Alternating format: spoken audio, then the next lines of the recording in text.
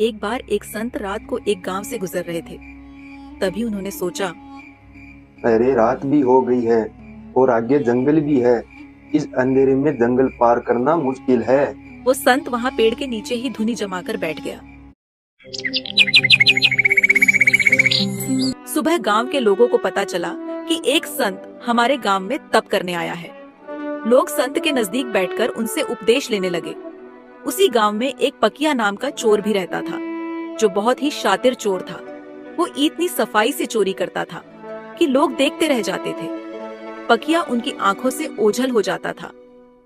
अरे मैंने सुना है गांव में एक बूढ़ा संत आया है और वो लोगों को सही मार्ग दिखाने का उपदेश दे रहा है। चलो मैं भी उस संत के पास जाकर कुछ ज्ञान प्राप्त कर लेता हूँ ताकि आगे मेरे भविष्य में काम आए।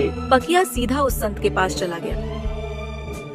महाराज आपके चरणों में मेरा नतमस्तक है। खुश रहो बच्चे, लेकिन तुम कौन हो? इतने दिन तो मैंने तुम्हें गांव में नहीं देखा। महात्मा जी मैं चोर हूँ और गांव में छोटी छोटी चोरियां करके अपना पेट भरता हूँ। अरे बच्चा, तू ये काम छोड़ दे और कोई अच्छाई का काम कर ताकि लोग तुझे देखकर डरे नहीं बल्कि तेरी इज्जत करे। नहीं महात्मा, मैं ये चोरी वाला काम नहीं छोड़ सकता हूँ। मेरे पिताजी भी यही काम करते थे और मैं भी सिर्फ चोरी करना ही जानता हूँ। और मैं पढ़ा लिखा भी नहीं हूँ और न ही मेरे पास पैसे है। मैं कोई दूसरा व्यापार भी नहीं कर सकता हूँ। अच्छा बच्चे, तू ये धंधा बेशक कर, पर तुझे मेरी एक बात माननी होगी। हाँ महात्मा जी, आपका आदेश मेरी सर आंखों पर है। आज से तुम कितनी भी चोरियां करना, लेकिन झूठ मत बोलना। अगर तुम सच बोलकर चोरी करोगे तो वो चोरी नहीं बल्कि अगले व्यक्ति की मूर्खता मानी जाएगी। यह कहकर संत जंगल की ओर प्रस्थान कर जाता है। अरे ये क्या? ये महात्मा कह रहे हैं झूठ मत बोलना। अगर मैं झूठ ही नहीं बोलूंगा तो मेरा चोरी वाला काम कैसे होगा? लेकिन अब तो संत से मैंने वादा किया है, अंततः कुछ भी हो जाए अपना वादा नहीं तोड़ूंगा। यह सोचकर चोर भी चोरी के इरादे से वहां से चला जाता है। कुछ दूर जाने पर उसे एक व्यक्ति नजर आया।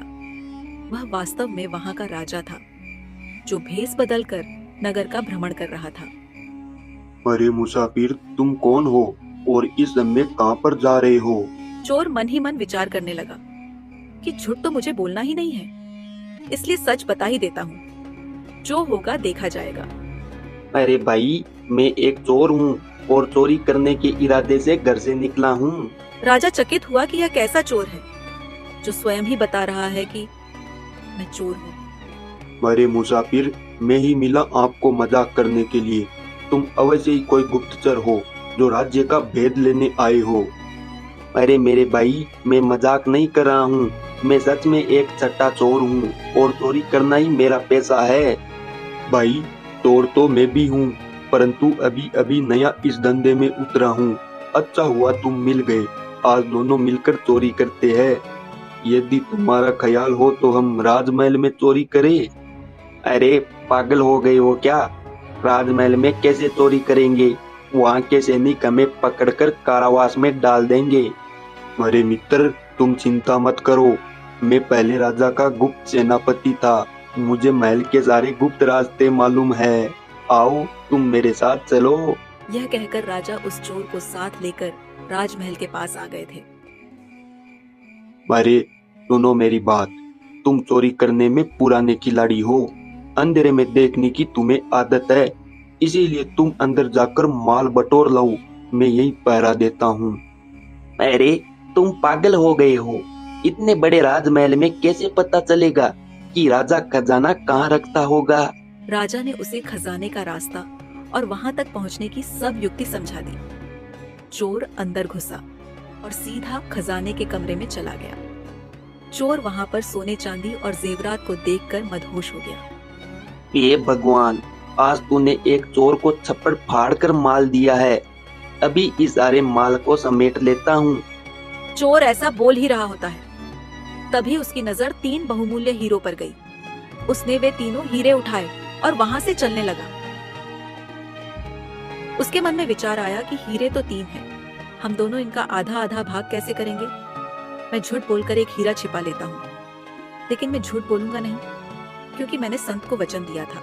यह सोचकर उसने एक हीरा वापस वहां पर ही रख दिया और 2 हीरे लेकर राजमहल से बाहर आ गया।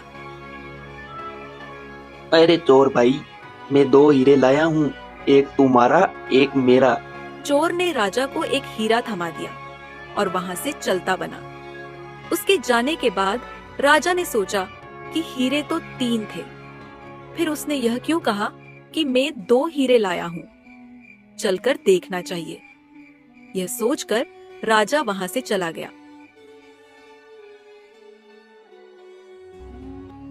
वो देखता है कि एक हीरा वहां पर ही रखा हुआ है। राजा बड़ा हैरान हुआ कि यह कैसा चोर है जो चोरी भी करता है और सच भी बोलता है।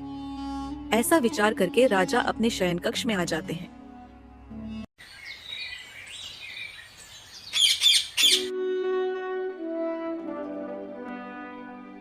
सुबह हुई और थोड़ी देर में हल्ला मच गया कि राजमहल के खजाने में चोरी हो गई है। राजा ने मंत्री हरिसेन को अपने पास बुलाया। मंत्री जी, खजाने का दरवाजा खुला मिला है, आप जल्द से जल्द चोर का पता लगाए। मुझे नहीं पता, 24 घंटों में वो चोर मेरे सामने मौजूद होना चाहिए। मंत्री राजा की आज्ञा पाते ही उस खजाने के कमरे में आ गया था। मंत्री देखता है कि एक हीरा अपनी जगह पर जैसे का तैसा पड़ा हुआ है। अब मंत्री को पता था यहाँ पर 3 हीरे थे। मुझे लगता है वो चोर जल्दबाजी में एक हीरा ले जाना भूल ही गया। अब क्यों ना ये हीरा मैं रख लूं। चोरी तो हुई है, चोर जब पकड़ा जाएगा तो वह लाख कहता रहेगा कि मैंने 2 हीरे चुराए हैं, उसकी कौन मानेगा।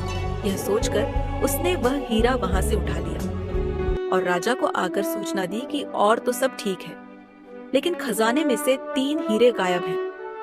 वो चोर तीनों हीरों को ले गया है महाराज। मंत्री की यह बात सुनकर राजा मुस्कुरा दिया। तत्पश्चात उसने मंत्री को शीघ्र ही चोर को तलाश करने का आदेश दिया। तलाश शुरू हुई और खोजियों द्वारा शीघ्र ही चोर को पकड़ लिया गया और राज दरबार में पेश किया गया। क्या रात को तुम्ही ने राजमहल में घुसकर चोरी की? जी महाराज, चोरी तो मैंने की है और इसका दंड भी भुगतने के लिए तैयार हूँ, परंतु मेरे साथ एक अन्य चोर भी इसमें शामिल था। अच्छा, तो उसका नाम बताओ, वो कौन था? ये बहानेबाजी बनाने से काम नहीं चलने वाला है। मैं उसका नाम नहीं जानता हूँ और न ही ये जानता हूँ कि वह कहाँ रहता है। रात को पहली बार ही उसे मुलाकात हुई थी और उसी ने गुप्त द्वार से खजाने तक का रास्ता बताया था। वाह, क्या कहानी गढ़ी है। उसका नाम पता सीधे ही बता दो, वरना खाल खिंचवा दी जाएगी। आप जो चाहे सलूक मेरे साथ करे, परंतु मैं सच कहता हूँ कि मुझे उसका नाम पता नहीं मालूम है। ऐसा बोलकर पकिया चोर रात वाली सारी घटना राजा के आगे बखान कर देता है और वो चोरी किया हुआ हीरा भी राजा के आगे रख देता है। एक हीरा रखने से कुछ नहीं होगा। तुम एक चोर हो, तुम्हारी बातों पर विश्वास नहीं किया जा सकता। तुम कहते हो कि तुमने 2 हीरे चुराए थे और उनमें से एक अपने साथी को दिया था, परंतु चोरी तो तीनों हीरों की हुई है, फिर तीसरा हीरा कहाँ गया? चोर के कुछ कहने से पहले ही राजा बोल पड़ा। मंत्री जी, ये चोर ठीक कह रहा है। हीरे 2 ही चोरी हुए थे और इसने उनमें से एक हीरा अपने साथी को दे दिया था और एक हीरा स्वयं रख लिया था, और इसका सबूत है कि रात को इसका साथी मैं ही था। मैं रात को भेष बदल कर जब नगर में घूम रहा था, तब इससे मेरी मुलाकात हुई थी और जो हीरा इसने मुझे दिया था वह यह रहा। दरबार में सन्नाटा छा गया। थोड़ी देर राजा मौन रहकर बोले, मंत्री जी, वह हीरा आप अपनी जेब से निकालिए। ये सुनते ही मंत्री बेचारा काफी डर गया। तलाशी के बाद वो तीसरा हीरा मंत्री की जेब में पाया गया। चोरी के आरोप में मंत्री को सेनापतियों ने कारावास में डाल दिया। हे श्रेष्ठ पुरुष, तुम चोरी भी करते हो और फिर सच भी बोलते हो, इसका क्या रहस्य है? चोर ने संत से मिलने और उनसे सदा सच बोलने का वादा करने का संपूर्ण इतिहास बता दिया। हे सच्चे चोर, मैं तुमसे बहुत ही ज्यादा प्रसन्न हूँ और मैं तुम्हें अपना मंत्री बनाना चाहता हूँ। महाराज, ये आपकी मेहरबानी है, परंतु जिनका वचन मानने से ही आज मुझे आप मंत्री पद देने को तैयार हो गए हैं, मैं अब उनकी शरण में रहूंगा। ऐसा बोलकर वो चोर वहाँ से चला जाता है और सीधा उस संत के पास आकर अपना सारा जीवन वहाँ पर अर्पित कर देता है।